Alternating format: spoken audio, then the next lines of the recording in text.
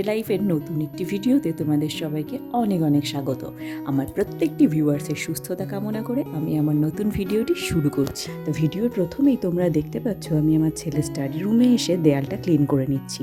আসলে কি হয়েছে জানো তো বন্ধুরা, কাল রাত্রেবেলা ছেলেকে আমি যখন পড়াচ্ছিলাম, মশার যে ছোট ছোট লাভাগুলো হয় না, ওগুলো প্রচুর পরিমাণে ঘরের মধ্যে ঢুকে এসেছিল আর দেয়ালে এসে বসেছিল।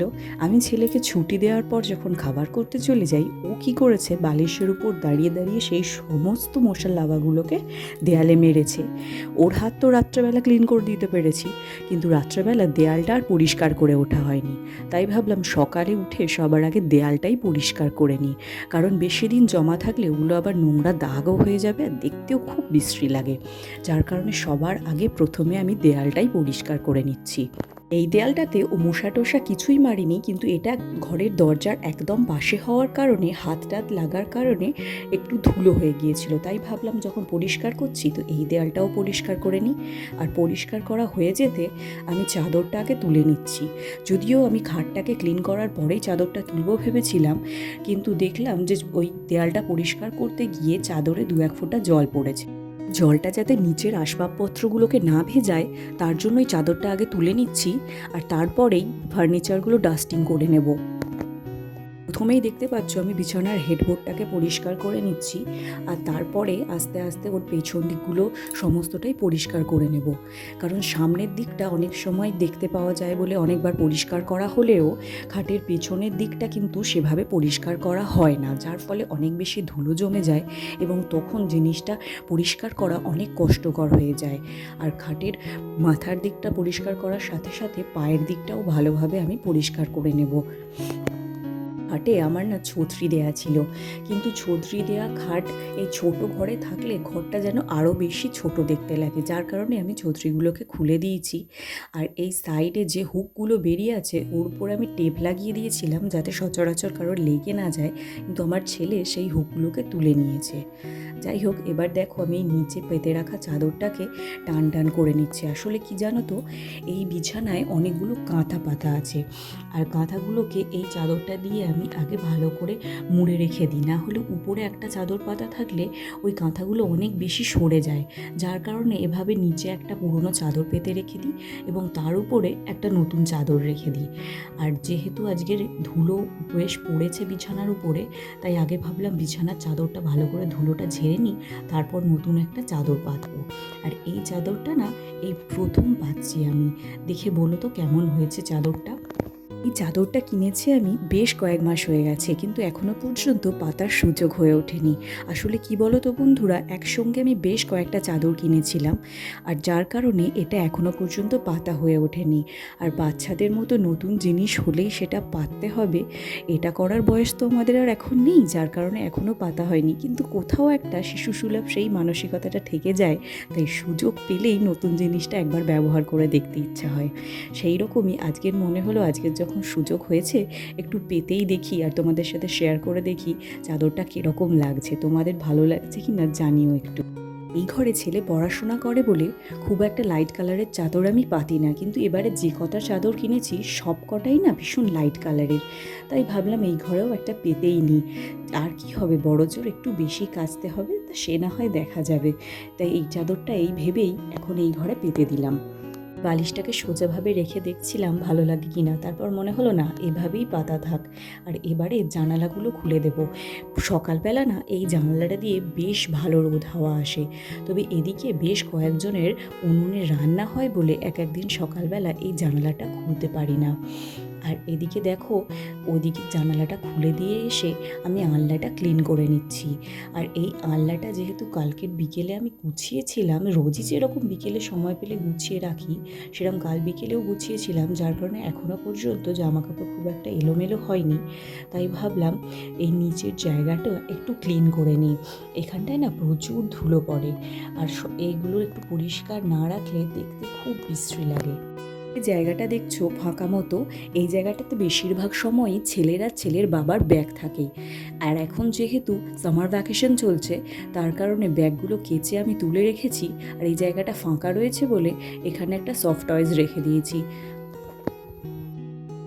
যে দেখো, তোমাদের সাথে কথা বলতে বলতে আমার আনলাটাও পরিষ্কার করা হয়ে গেছে। আর এখন আমি ঘরটা ঝাড় দিয়ে নেব। এই ঘরটা আগে ঝাড় দিয়ে নেব, তারপর পুরো বাড়িটাই পরিষ্কার করে নেব। এতটাই গরম পড়েছে যে এইটুখানি কাজ করতে গিয়েই গা দিয়ে দরদর করে ঘাম বাইছে, যার ভয়েই আমি সকাল সকাল উঠে কাজ শুরু করে দিয়েছি, কিন্তু সেই গরমের চোটে নাজেহাল অবস্থা হয়ে যাওয়ার মতো হয়ে গেছে। ডাস্টে অ্যালার্জি থাকার কারণে এই ঘামের উপর ধুলো পড়লেই না গা হাত যেন চিটবিট করে। কিন্তু কি আর করা যাবে বলো, ঘরদোর পরিষ্কার রাখতে গেলে একটু তো এইসব পোহাতেই হবে।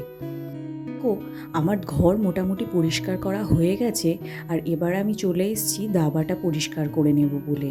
আর আমাদের পাশের বাড়ির ছাদেতে না বেশ কিছু রকমের ফুল গাছ রয়েছে, যার দেখতে খুব সুন্দর লাগে। কিন্তু সমস্যা একটাই হয়, প্রতিদিন এই গরমের সময় শুকনো পাতাগুলো হাওয়ার সঙ্গে উড়ে এসে আমাদের দাবাতে ভর্তি হয়, আর আমাকে বারবার ঝাড় দিয়ে পরিষ্কার করতে হয়।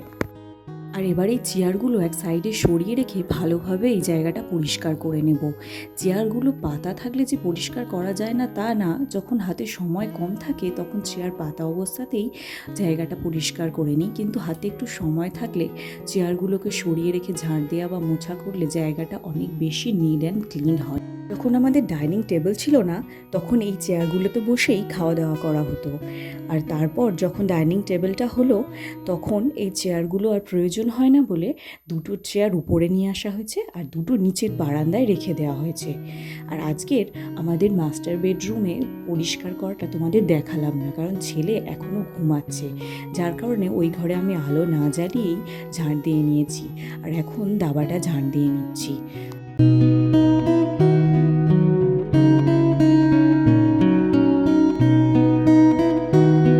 এবার চলো সিঁড়িটা ভালোভাবে একটু ঝাড় দেওয়া নেওয়া যাক। আর সিঁড়িটা ঝাড় দিতে দিতেই না ছেলে ওদিকে উঠে ডাক পাড়া শুরু করে দিয়েছে মামা করে। তো সিঁড়িটা ঝাড় দিয়ে নিয়েই এবার ছেলের কাছে চলে যাব আমি। ছেলের আমার এই 6 বছর বয়স হয়ে গেল, কিন্তু এখনও পর্যন্ত ঘুম থেকে উঠলে ওর সবার আগে মাকেই চাই। ছেলেকে ফ্রেশ করিয়ে দিয়ে এখন আমি এই ঘরের বিছানাটা পরিষ্কার করে নিতে এসেছি, আর সে এখন সোফায় বসে বসে বিস্কিট খাচ্ছে। জানলার পর্দাগুলো সরিয়ে দিয়ে আমি জানলার পাল্লাগুলো খুলে দিচ্ছি। এই জানালা দিয়ে যদিও খুব বেশি রোদ হাওয়া বাতাস আসে না, কারণ এই জানালার একদম পাশেই আমাদের প্রতিবেশীদের বাড়ি রয়েছে, কিন্তু তবুও যেটুখানি যা আলো বাতাস আসে তাতে ঘরের গুমোট ভাবটা অনেকটাই কমে যায়। এবার চলো চটপট করে বিছানাটা গুছিয়ে নেওয়া যাক। আমার না এই ব্ল্যাঙ্কেট মশারি এইগুলো গুছোতেই অনেকটা সময় চলে যায়। যদিও এখনকার দিনে অনেকে মশারি খাটায় না, কিন্তু আমি না মশারি না টানিয়ে ঘুমাতেই পারি না। মশারিতে মশার ভয় যতটা না রয়েছে, মশার থেকেও অনেক বেশি ভয় আমার কীটপতঙ্গ থেকে। ওই কারণে এখন তো গরমের সময় রাত্রেবেলা করে মশারি খাটিয়ে শুই, শীতকালে আমি দুপুরবেলা শুলেও তখনও মশারি খাটাই। আর আমি যে স্ট্যান্ডটায় ক্যামেরা লাগিয়ে ভিডিও বানাই, সেই স্ট্যান্ডটা খুব একটা শক্তপোক্ত না হওয়ার কারণে পাখা চললে না ভীষণ দোলে, যার কারণে আমি পাখা বন্ধ করেই ভিডিও বানাচ্ছি। আর এই গরমে পাখা বন্ধ করে ভিডিও করতে গিয়ে আমি না দরদর করে ঘামছি। যাই হোক, জীবনে কিছু পেতে গেলে একটুখানি কষ্ট তো করতেই হবে। আর এদিকে বিছানার এই জিনিসপত্রগুলো গোছাতে গোছাতে চোখ গেল ওয়ার্ড্রপের দিকে।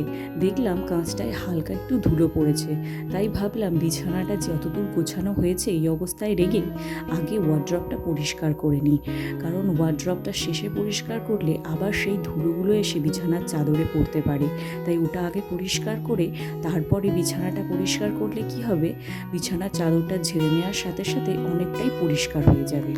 এই ওয়ার্ড্রপটা আমাদের যেখান থেকে কেনা সেখান থেকে বলেই দিয়েছিল যে এতে শুধু জল না লাগিয়ে কলিন দিয়েও এটা পরিষ্কার করা যেতে পারে, কিন্তু আমি না পুরো বডিটাতে কখনো কলিন দিয়ে পরিষ্কার করিনি, শুধুমাত্র কাঁচগুলোই পরিষ্কার করে নিই কলিন দিয়ে, আর বাকি বডিটা শুকনো কাপড় দিয়েই পরিষ্কার করে নিই। আর যেহেতু নিয়মিতভাবে এটা আমি পরিষ্কার করি, তার কারণে ওটাকে পরিষ্কার করার জন্য আর কিছু ব্যবহার করার দরকার হয় না। ওয়ার্ড্রপটা পরিষ্কার করার পর হাত ধুয়ে আমি এখন বিছানাটা পরিষ্কার করতে চলে এসেছি। আমার না সংসারের বিভিন্ন কাজ করতে করতে হাত ধোয়া একটা রোগ রয়েছে, বিশেষত রান্না করার সময় আমি রান্নার তরকারিতে যত দানা জল ইউজ করি তার থেকে অনেক বেশি জল মনে হয় হাত ধুইতে ব্যবহার করে ফেলি। আর এখন দেখো ঝাড়ু দিয়ে বিছানাটাকে আমি খুব ভালোভাবে ঝেড়ে নিচ্ছি। চাদরটা এখনও বেশ ভালো পরিষ্কার রয়েছে বলে এখনও আজকের আমি এই চাদরটা তুলবো না। আর আমার বাড়িতে যেহেতু ওয়াশিং মেশিন নেই, হাতেই আমি সমস্ত জামা কাপড় কাচাকুচি করি, তার কারণে আমি একসঙ্গে দুটো বিছানার চাদর খুব একটা অসুবিধাতে না পড়লে তুলি না।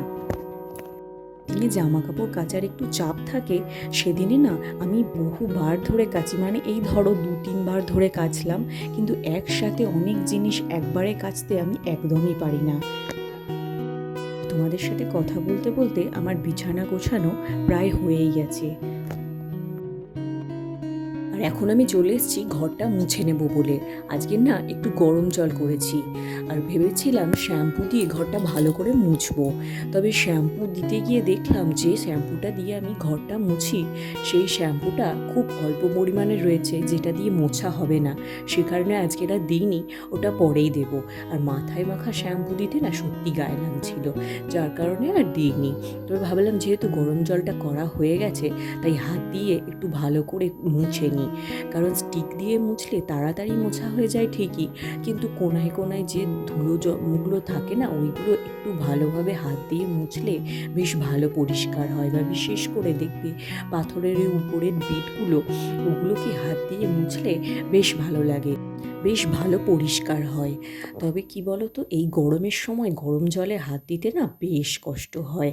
তবে একটা সময় বললে হয়তো অবাক হবে, আমি গরমকালকেই বেশি প্রেফার করতাম। শীতকাল মানেই আমার কাছে খুব কষ্টের সময় ছিল। শীতকাল আসলেই আমার সর্দি কাশি হ্যাঁচো সারাক্ষণ লেগেই থাকতো, যার কারণে শীতকালটাকে আমি একদমই প্রেফার করতাম না।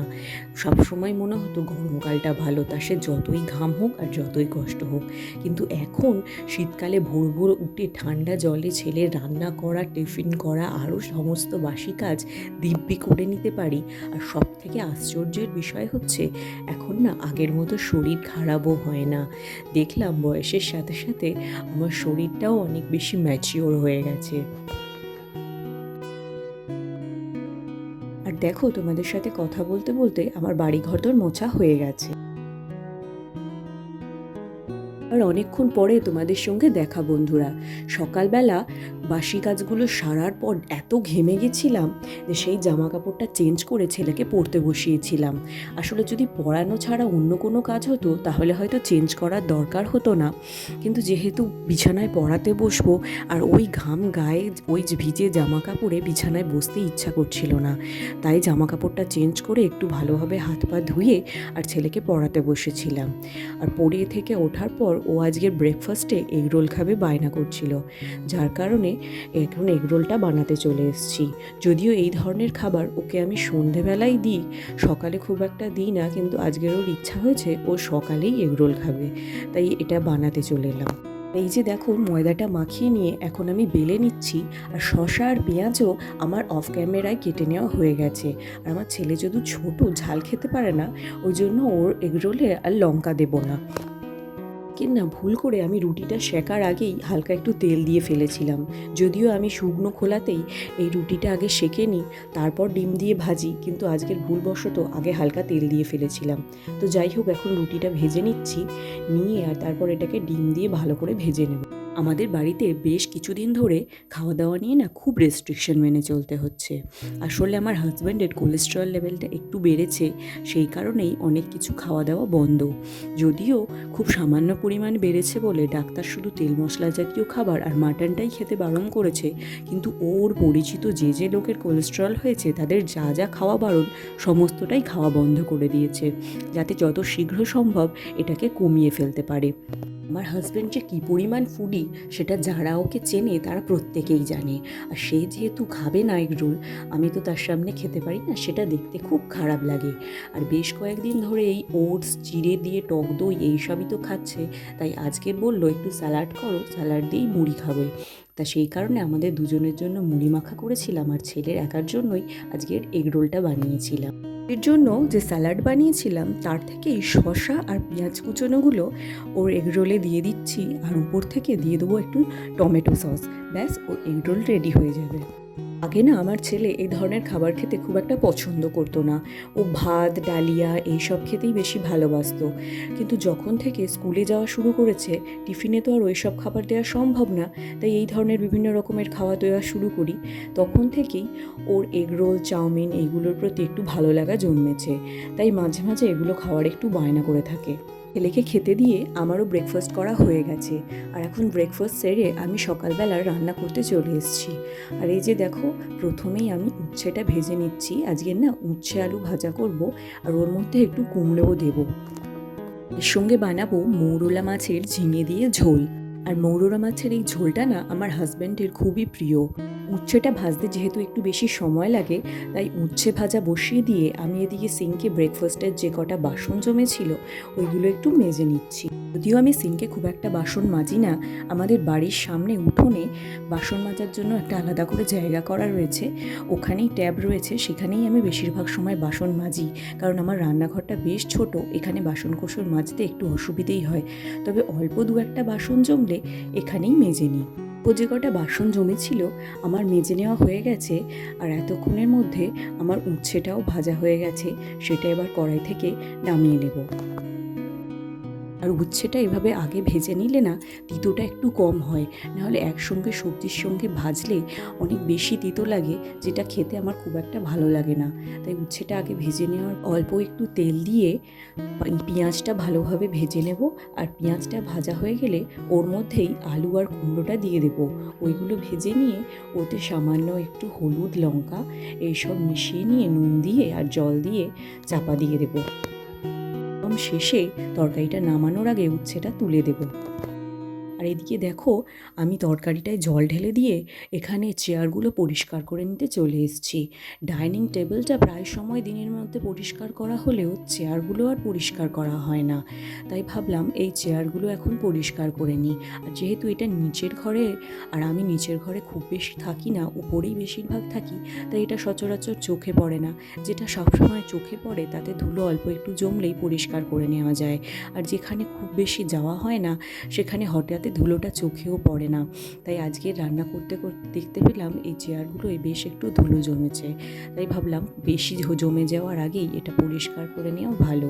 তাই এখন চচ্চড়িটা বসিয়ে দিয়ে আমি এখানে ধুলোটা পরিষ্কার করে নিতে চলে এসেছি।